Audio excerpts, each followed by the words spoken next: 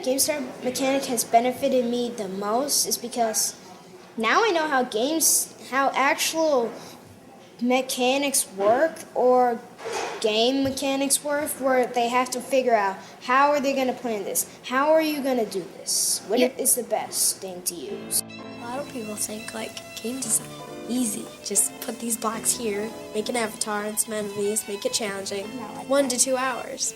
But really, if you're going to make a good game with good information and everything that a game should have, a plot, a storyline, levels changing, music changing, it takes 20 to 40 hours. Really, yeah.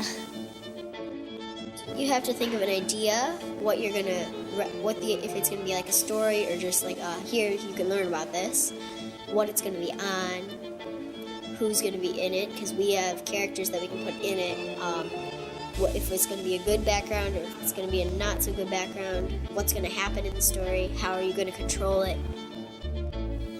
You actually have to get into the player's shoes, because you may think that once you design the game, or in the beginning, you think that you know everything that's going to happen and you know how to play it, but it's not. It's you have to get into their shoes, and you have to be kind of what our teacher told us is, be kind of like an alien and not know anything about the game at all, and you have to, find your way inside it.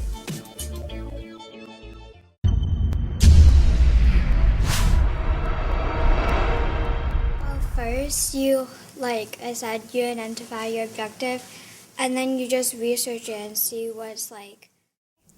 I created my learning objective for my last level, which was going to be a test, and then I made all of my other levels fit that learning objective to make it a great game.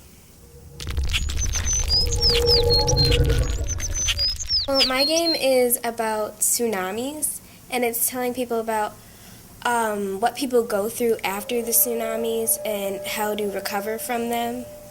It's kind of, every level is a month. So in the beginning, it's the tsunami, and then there's a second month where it's kind of just craziness. Everybody's running around trying to find their loved ones and finding their houses after what happens. I'm trying to fix the month situation because it takes way more than a month. And that's what I'm really trying to tell the players, that it doesn't just happen in a couple months. It happens over a long, long period of time.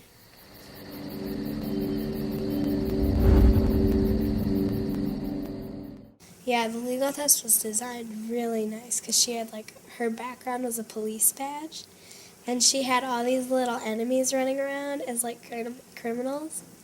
And so you have to get past them, and you have to read all the goal blocks and say, is what you're doing legal? And a lot of the times it is, but it's still a good test to take. There's a lot of bad influences in the world, and the legal test kind of taught you the criminals that were running around, they were bad influences. So when you run into a bad influence, you had 3 lives. So if you get hit one time, it's I kind of showed that you learned from your mistake.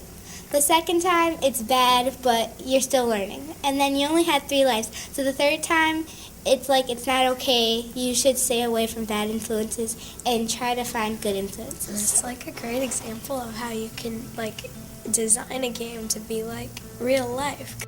It's not just all fun and games.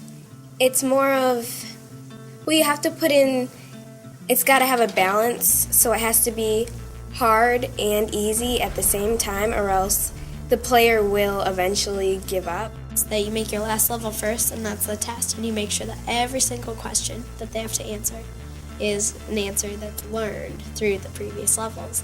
So some people, they just put blocks, they put an avatar and a gold block on the other side, and they make the 10 levels the exact same. And that's what I like to call not a balanced game, because they just did that for no reason, and there's no reason to that game.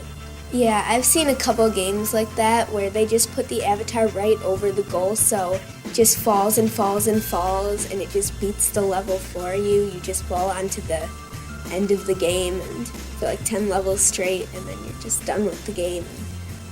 It's not a good game. It's just falling. Now, the reason that I think it might be very interesting because the games are similar is because both games went from easy to hard.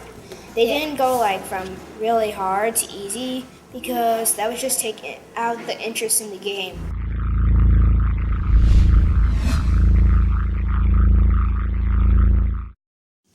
I once got a comment that just said very plainly, this game sucked.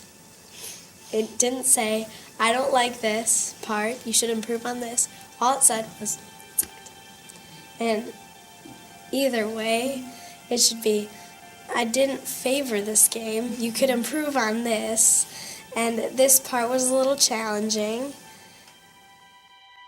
Once you put it out there for people to actually play and they give you feedback, you have to take it from their side, and if they say it's too hard, well, then you have to make it a little bit easier, even though you may think that it's really easy.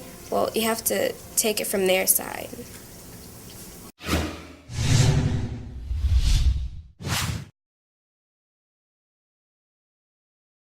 I think you learn more by creating a game than playing a game, because when you're playing a game, I mean, it's like when you're studying for a test. If you just look at what your teacher gives you and you're like, okay, this is this, other than when you write your own flashcards out, it's like your hand and your brain work together and say, okay, well, this is what we're learning about, and like that.